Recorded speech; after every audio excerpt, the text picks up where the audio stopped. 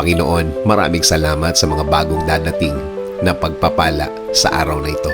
Mga pagkakataon na nawala sa akin dati. Alam kong ibibigay mo na naman sa akin ang mga nawalang chances na dapat kinuha ko at dapat kinamit ko. Alam ko, Lord, na Ikaw ang God of second chances. Ikaw ang Diyos na laging nagbibigay ng pangalawang pagkakataon dahil nakikita mo ang aming mga puso. Alam namin na alam mong nagsasabi kami ng totoo. Alam namin na kaya mong i-check ang aming mga puso na kung ano ang laman nito. Panginoon, maraming salamat sa lahat ng ginagawa mo para sa akin. Maraming salamat sa lahat ng biyaya na bigay mo sa akin. Maraming salamat dahil alam kong tutulungan mo na naman ako.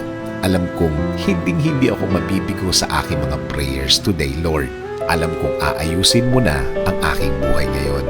Alam kong darating na ang mga solusyon sa aking mga problema ngayon. At alam kong kapag sa'yo nanggaling ang solusyon, hindi na ito manganganak pa o madaragdagan pa ng mga problema ulit.